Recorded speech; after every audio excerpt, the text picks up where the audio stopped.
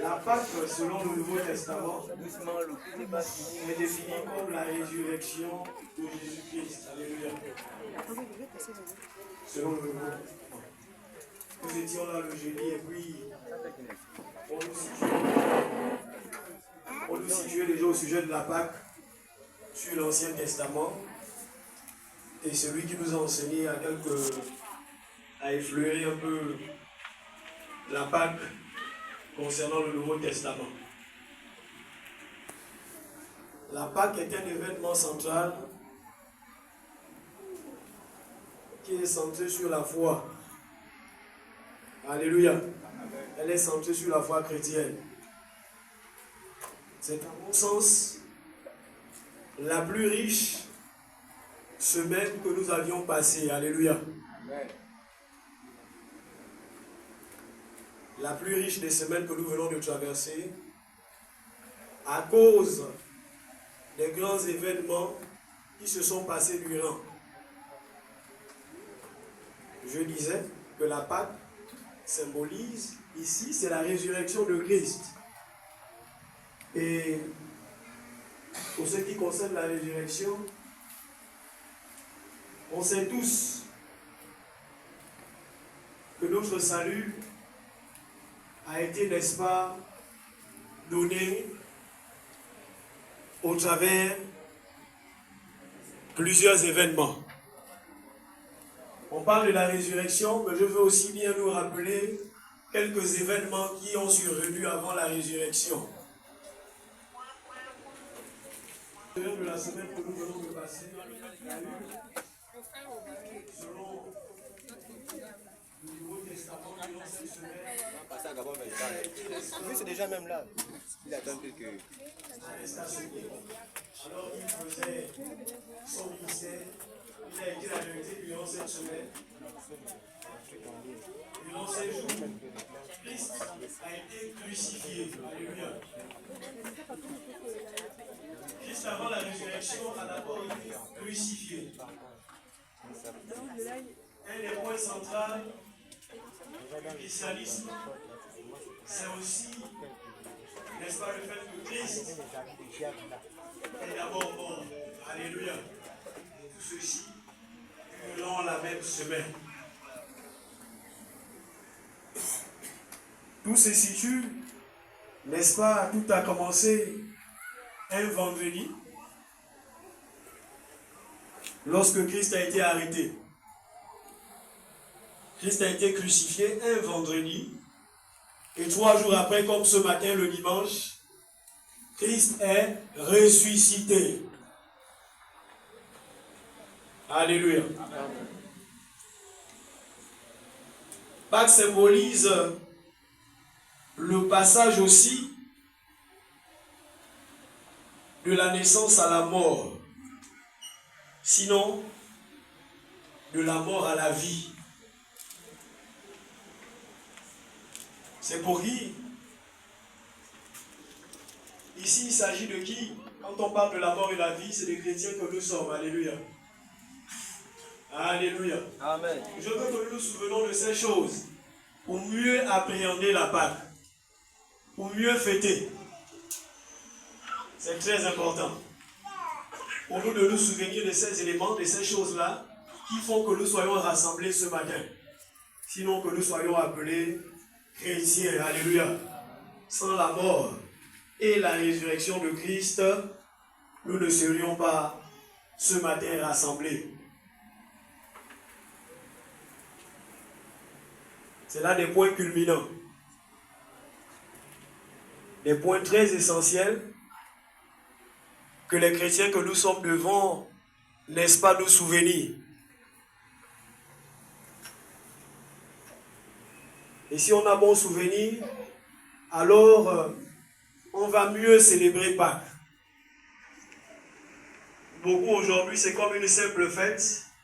Pour ceux-là qui vont au travail, les dimanches, c'est simplement un jour férié. Mais pour nous, ce n'est pas le cas. Alléluia. Amen. Pour nous, ce n'est pas le cas. Nous, on célèbre le passage de la mort à la vie. On célèbre la résurrection de Christ.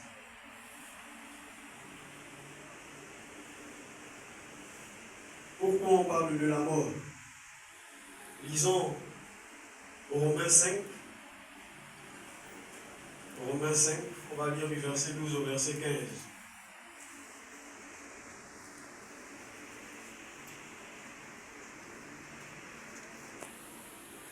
Romains 5, 12 à 15.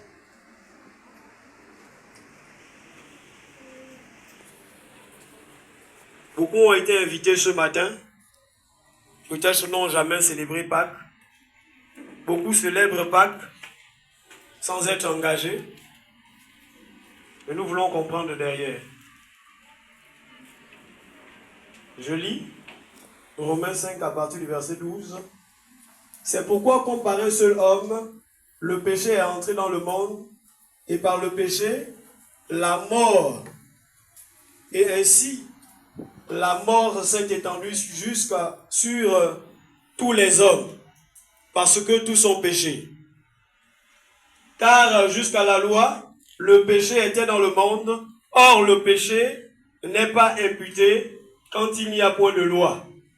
Cependant, la mort a régné depuis Adam jusqu'à Moïse, même sur ceux qui n'avaient pas péché, par une transgression semblable à celle d'Adam, lequel est la figure de celui qui devait venir. Verset 15.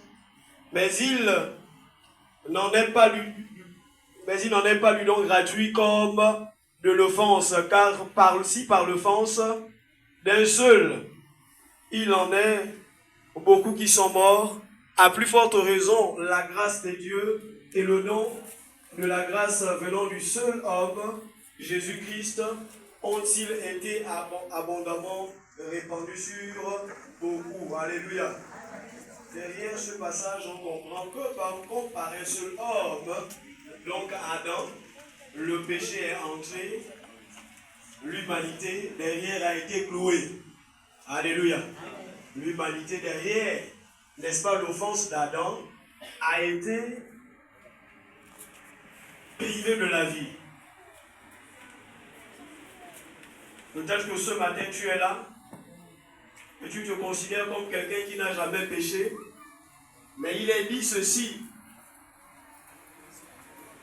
que la mort a été introduite dans le monde au travers Adam. Alléluia.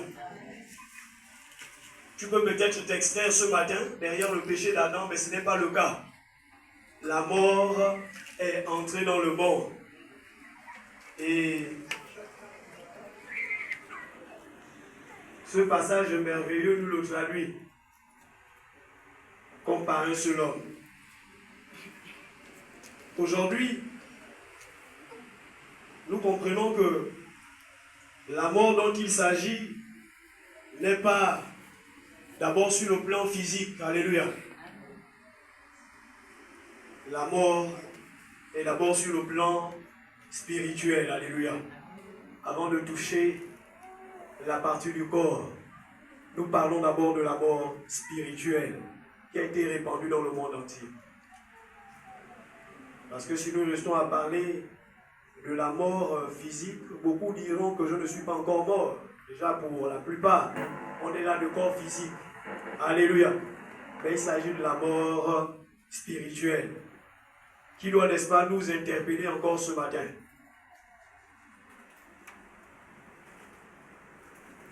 Comme par un seul homme le péché est rentré, la mort également est entrée.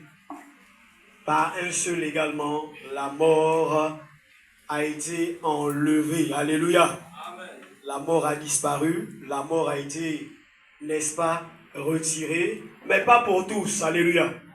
Pas pour tous. C'est-à-dire beaucoup de personnes qui ont accepté de suivre Jésus, qui ont accepté de prendre Jésus dans leur vie, comme nous traduit le passage. Lisons également Hébreux 9, au verset 22.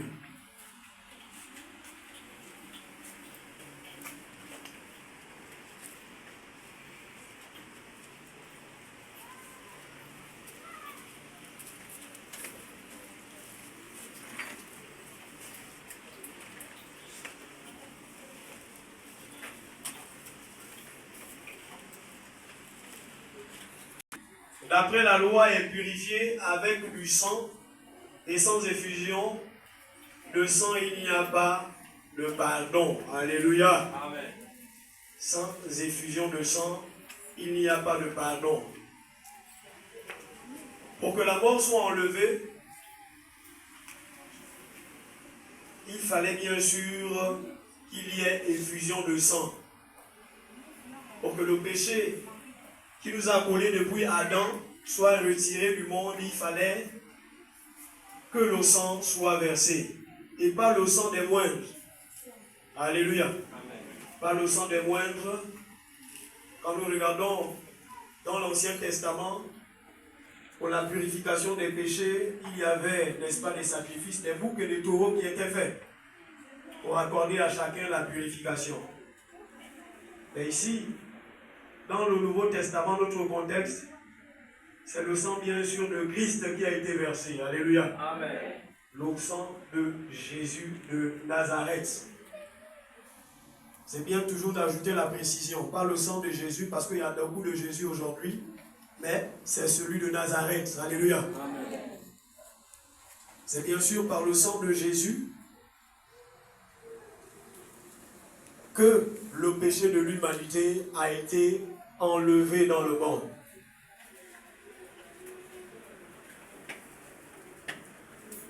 Si Jésus ne mourait pas, si Jésus n'acceptait pas, n'est-ce pas, d'aller mourir à la croix à cause de ce que c'est lui seul qui a été trouvé saint, digne, pas n'importe quel agneau, un agneau sans tache. Jésus a été trouvé digne de mourir pour tes péchés et pour mes péchés. Là, je m'adresse beaucoup à celui-là qui a été invité ce matin, qui n'a pas encore reçu Jésus dans sa vie. Jésus a été mort, il a été crucifié pour les péchés de toutes ces personnes-là qui vont l'accepter. Parce qu'il y a quand même une démarche à suivre pour bénéficier du pardon. Pour ne pas, n'est-ce pas, avoir comme pour châtiment la mort éternelle. Il est très important pour nous de savoir que nous venons, n'est-ce pas, à Christ parce que nous voulons fuir la mort éternelle. Alléluia. Nous voulons fuir une mauvaise éternité. Nous ne voulons pas nous retrouver dans les temps de feu. Nous ne voulons pas, n'est-ce pas, à la fin du temps, nous retrouver dans ce mauvais héritage. Gloire à Dieu pour celui-là qui a déjà fait le choix d'accepter le Seigneur Jésus. Parce que ses péchés ont été lavés. Alléluia. Amen. Ses péchés ont été purifiés. C'est une incitation ce matin. C'est une interpellation ce matin pour toutes celles-là qui n'ont pas encore leur péché lavé, qui n'ont pas encore été purifiés, de prendre Jésus dans leur vie. Non pas les sangs des boucs, le sang de boucs et des taureaux, ni des vaches, mais le sang de Jésus seul a la capacité, n'est-ce pas, d'effacer tes péchés. Derrière les offenses que tu as pu, n'est-ce pas, poser à Dieu, mais une démarche est nécessaire pour toi, pour mieux fêter Pâques. Alléluia. Amen. Pour mieux célébrer Pâques, il y a une démarche qui est très importante pour toi ce matin.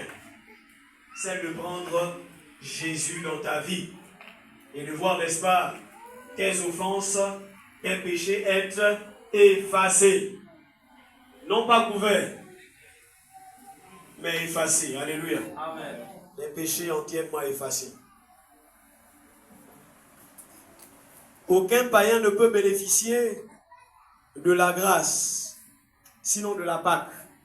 Aucun païen ne peut bénéficier de la Pâque. Alléluia. Amen. Ne peut bénéficier de la Pâque que tous ceux-là qui ont décidé de prendre Jésus dans leur vie. Si habituellement tu allais à l'église pour célébrer Pâques où tu l'as célébré chez toi, ce matin, il y a une démarche pour être compté parmi ceux-là qui ont leur péché effacé, pour être compté parmi ceux-là qui reçoivent la vie plutôt que de la mort. Alléluia. La mort est là, sans Jésus, mais la vie avec Jésus nous est donnée. Alléluia. Ce matin, fais cette démarche. Alors que l'appel sera lancé pour toi, n'hésite pas. Relève-toi pour rentrer, n'est-ce pas, dans le merveilleux héritage auquel j'ai part. Alléluia. Désormais, tu pourras, après l'acte posé, mieux célébrer Pâques. Parce que les bénéfices de Pâques, toi aussi, tu les auras. Alléluia. Tu auras, n'est-ce pas, les bénéfices de Pâques avec toi. Tu pourras, n'est-ce pas, jouir de chacun de ses bienfaits. Tu pourras jouir de la résurrection de Christ. Tu pourras jouir de sa mort. Alléluia. Amen. Oui. Nous ne voulons pas te laisser en dehors de la meilleure ou la bonne jouissance au travers de la Pâque. Et nous voulons effectivement que tu sois très bien intégré dans la fête de la résurrection.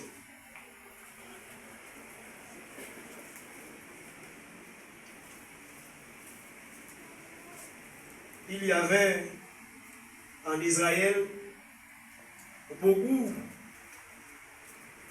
des peuples étrangers qui accompagnaient Israël. Ils sont appelés les Ramassis. Ils n'ont pas part au même privilège. Mais ils accompagnaient simplement Israël. Alléluia. Ce n'est pas ton cas ce matin. Parce que si tu es là ce matin, ce n'est pas pour nous accompagner à célébrer Pâques. Si tu es en ce lieu ce matin, c'est pour véritablement célébrer Pâques avec nous. Amen. Et une démarche est nécessaire pour toi.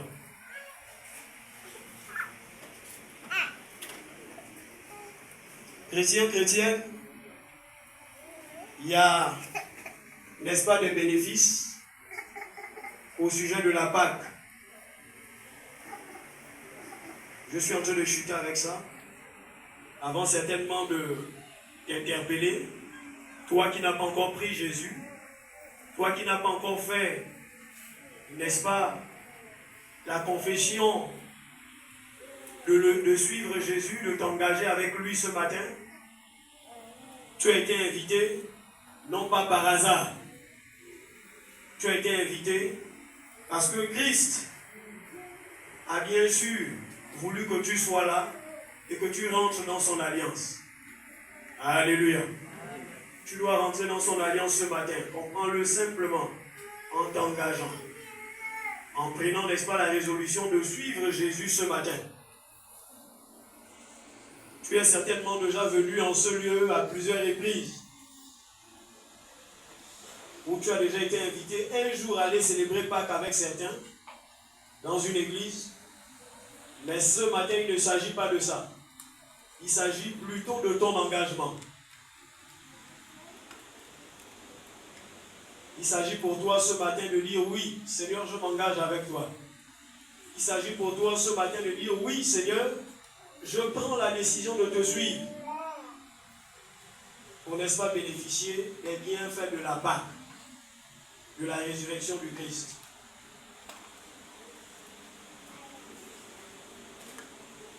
Les retombées de Pâques, ici, premièrement, va être le pardon de nos péchés. Alléluia. C'est les retombées de la Pâque. Premièrement, c'est le pardon de nos péchés, ce qu'on a reçu avec le Seigneur, en nous engageant.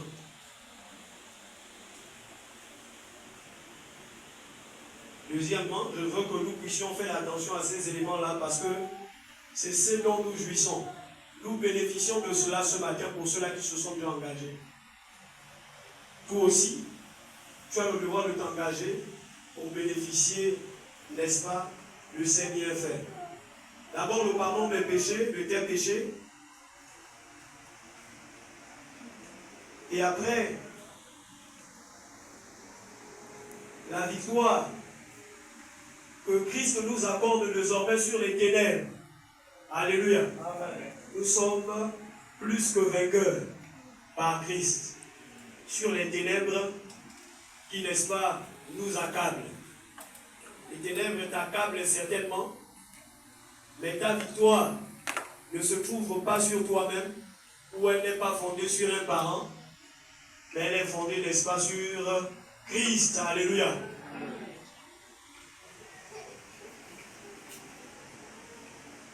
Pâques, c'est la délivrance du peuple de Dieu. Pâques, c'est la délivrance du peuple de Dieu. À l'image d'Israël, ou bien dans notre contexte, les ténèbres certainement nous liaient, mais en acceptant Christ dans nos vies, nous sommes délivrés. Alléluia. Amen. Christ nous a franchis. Derrière notre engagement, Christ nous a affranchis. Alléluia. Amen. Tu dois davantage te réjouir de ces éléments. Toi qui es déjà engagé à suivre Jésus, tu dois davantage te réjouir de ces éléments. Dis-toi bien que Christ t'a délivré. Christ t'a accordé la victoire sur le péché. Christ également